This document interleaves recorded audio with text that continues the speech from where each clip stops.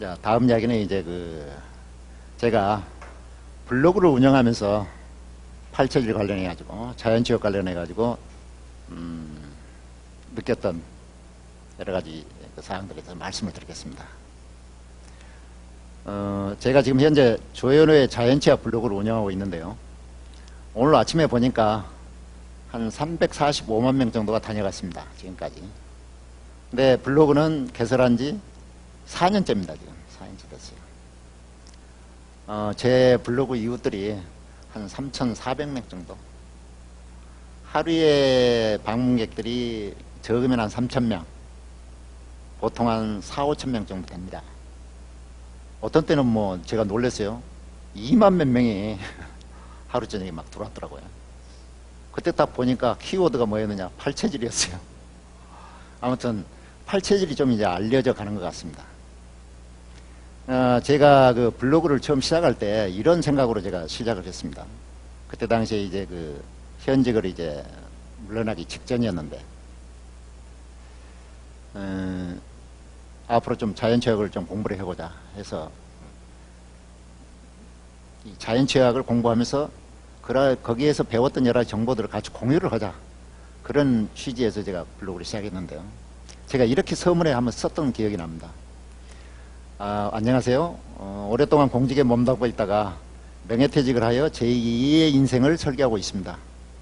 30여 년간 가족과 사회, 국가로부터 은혜를 많이 받았는데 어떻게 갚아야 할까 고민하다가 만난 것이 자연치유학 공부입니다. 우리에게 남은 제2의 인생은 평균 수명의 연장에 따라 퇴직하기 전의 인생보다도 훨씬 길지도 모른다는 그런 유기감이 들었습니다. 그런데 아무도 우리의 인생을 책임져 주는 곳은 없는 것 같습니다. 우선 건강하게 사는 것이 가장 필요합니다. 자신의 건강은 자신이 지켜야만 사랑하는 가족과 사회, 국가에 부담을 주지 않는 제2의 인생이 되겠죠. 수도침례신학원 자연치유학과에 정식 입학하여 늦깎이 공부를 2009년 3월에 시작하였습니다. 앞으로 그곳에서 배운 것을 토대로 관련 지식을 공유하여 우리 모두의 건강관리에 기여하고자 합니다. 블로거님들 지켜봐 주세요 하면서 서문을 띄웠습니다. 이게 2009년도 4월 8일 날짜입니다. 이제 그 뒤로 이제 제 블로그 이웃들이 늘어가면서 기존에 이제 뭐 양의학, 간의학 뭐 여러 가지 있는데 어디에 털어놓지 못한 것들을 저한테 이제 털어놓더라고요.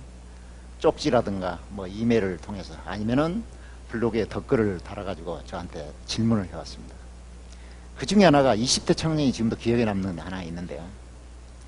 안녕하세요, 조아연님. 블로그 봤습니다. 저는 20대 청년입니다. 저는 액취증이 있습니다. 머리에서 비린내, 몸 전체에서 썩은 내가 납니다. 정말 자살도 여러 번 시도했습니다. 한약 등 대체의학 수도 없이 했습니다. 선생님, 치료가 가능할까요? 제발 살려주십시오. 제가 뭐라고 답변을 했겠습니까? 여러 가지로 심리적으로 안정을 시키고 그 건강의 그 원리에 대해서 설명을 해준 적이 있는데요. 이렇게 하다가 제가 이제 팔체질을 공부하면서 팔체질에 관련된 글을 뭐 계속 띄웠는데 또 이런 질문도 들어왔어요. 여기저기 팔체질 한의원 가는 곳마다 체질 판정이 다르니 어쩌지요? 구체적인 한의원 여러 곳을 막 검명을 합니다. 여기서 말씀을 드릴 수가 없는데, 체질식이 180도 달라지니까 어쩌란 말입니까? 심지어는 해가지고 점점점 제발 판정 잘하는 것을 가르쳐 주십시오. 또 이렇게 질문이 들어와요. 그래서 제가 쪽지로 답변을 줬습니다. 이렇게요. 힘드시네요. 이 누구시도 한의사분들도 모두 충분히 이해가 갑니다. 체질 감별이 그렇게 쉬운 거라면은 팔체질의학이 자리를 벌써 잡았겠죠. 아무튼 유전자 검사를 하는 것처럼 체질을 정확하게 감별하는 날이 오기를 기대해 봅니다. 그렇게 하면서 쪽지로요, 전문 한의원 몇 개를, 팔체질 전문 한의원 몇 개를 소개해 준 적이 있습니다. 이러다가 제가 좀 더 공부를 하면서 이제 그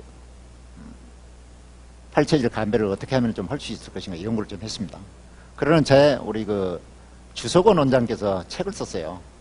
뭐 체질 감배를 뭐 아주 식은 죽 먹기 뭐 쉽다는 그런 식의 책을 하나 쓰셨는데 거기에 130여 개의 그 항목이 있습니다. 질문 항목이. 그러니까 설문 진단을 통해 가지고 이게 자기의 체질을 알아보는 거였어요. 근데 그 책을 사가지고 자기가 하면서 체크를 할 때 물론 열심히 책을 읽어보고 했으면 잘 되겠지만 그게 잘 안 되는 사람들이 있어요.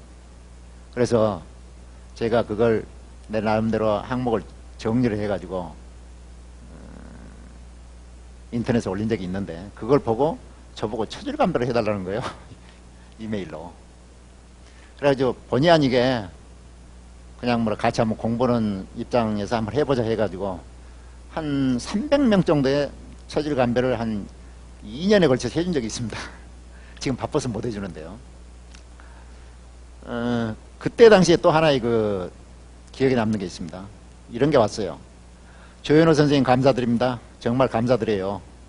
선생님, 아니 정말 금양인이 맞습니다. 어쩜 팔체질 재선안위원회에서도 권도원 선생님께서 체질 진단을 받고서도 결과가 금양으로 나왔습니다. 정말 인터넷의 것을 믿지 못하는데 선생님의 글이 신용이 가는 이유가 있었군요. 정말 감사합니다. 시간이 늦고 아니고를 떠나 일단 얼굴도 한 번도 보지 못한 저의 체질을 진단해 주셨다는 마음이 대단한 거라고 생각이 됩니다. 분명 선생님은 이런 과정을 거치기까지 엄청난 노력을 했을 거라고 생각합니다. 뭐 이런 것도 오니까 좀 이제 힘도 나고 그러더라고요.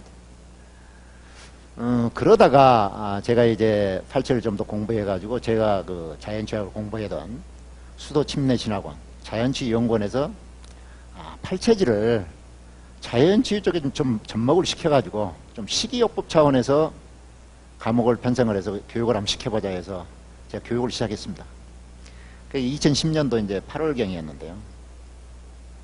그때 이제 나름대로 책을 하나 만들었죠. 책이 아니고 강의 교재입니다. 내부 교재, 내부에 쓸 수 있는. 그러니까 지금까지 나왔던 팔체질 의학에 관련된 여러 가지 책들을 물론 권도원 선생님 별로 책을 쓴 게 없습니다. 논문 발표하고 뭐 강연은 그런 수준이었는데요. 권도원 선생님 바쁘시거든요. 나중에 제가 말씀드리겠지만. 하여튼 다른 분들이 후학들이 쓴 책을 한 10몇 권을 전부 다 종합을 해서 제 나름대로 체계를 잡아서 책을 하나 편성을 했어요. 이제 그걸 이제 블로그에 알렸더니 외국에서 그 책을 좀 구할 수가 없느냐 그런 거예요. 근데 이건 팔 수 없는 비매품이거든요. 근데 워낙 다급하게 막 전화도 와요, 미국에서. 그래가지고 할 수 없이 뭐 편지를 써가지고 팔체질 의학책을 하나 보내준 적이 있습니다. 보내준 적이 있는데 저도 잊어먹었어요. 한 6개월 정도가 지났는데 미국에서 전화가 왔어요. 아, 이거 조현호 원장님 아니십니까? 하면서 전화가 왔어요. 저 누굽니다. 지난번에 그 책을 부탁했던. 저 사실 이렇습니다 해가지고 편지를 써왔어요. 그 편지를 한번 제가 읽어드릴게요. 어떤 내용이냐니까 조 원장님께 드립니다. 그동안 안녕하신지요. 미국 버지니아주에 사는 신누구입니다. 보내주신 책 받고 바로 답례 편지와 책값을 보내드려야 사람이 지켜야 할 지당한 도리인 줄 알면서도 이제서야 편지를 드리겠습니다. 원장님 죄송합니다. 아울러 사죄도 드립니다. 책 받고 그 뒤로도 쭉 병석에 있다가 최근에 기적같은 치유 경험을 했습니다. 그토록 20여 년간 저를 괴롭혔던 불면증, 현기증, 가슴 두근거림, 악성 체질이 거짓말처럼 싹 없어졌습니다. 와, 요즘 진짜 살만 납니다. 원장님께 감사의 큰절을 올립니다. 원장님 책에서 얻은 체질 치유의 원리는 의외로 간단했습니다. 저는 증상이나 본태성 고혈압이죠. 가족 병력, 간질환 등으로 볼 때 목양인이 확실했습니다. 책에서 목양인에게는 푸른 잎 채소는 독이다라는 어구를 보는 순간 온몸에 전율이 느끼는 신비한 체험을 했습니다. 그리고 내 마음에서 병의 원인을 드디어 찾았다는 확신이 들었습니다. 그 다음날 아침부터 김치는 물론 푸른 잎 채소는 일절 입에 대지 않았습니다. 제가 유독 쌈을 좋아하고도 또 일부러 많이 먹으려 했습니다. 왜냐하면 상추에 수면제 성분이 들어있다고 해서 불면증에 도움이 될까 해서 많이 먹었는데 그게 오히려 병을 악화시키는 큰 원인이었던 것 같습니다. 그리고 책에서 있는 대로 소고기를 자주 먹었습니다. 다행히 여기는 대형마트에서 날짜가 조금 지난 소고기는 상당히 쌉니다. 맥도날드 2개 가격이면 우리 4인 가족이 배불리 먹고도 남으니까요. 그 간단한 것을 모르고 이제까지 고생하는 걸 생각하면 온통하기도 하지만 지금이라도 건강의 원리를 알았으니 참으로 감사할 따름입니다. 전화해서 말씀드렸지만 제 일생 최고의 행운은 원장님을 통해 인터넷에서 팔처지를 만난 사건이 될 것 같습니다. 모두 원장님 덕분입니다.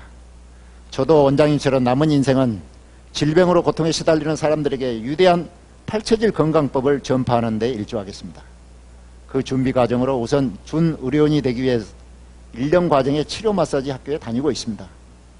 라이센스를 취득하면 조그만 스튜디오를 차려 마사지 치료와 팔처질 치료를 겸하려는 계획을 가지고 있습니다. 원장님께 문의드리고 배워야 할 의료 지식이 앞으로 많을 것 같네요. 많은 충고와 조언을 기대하겠습니다.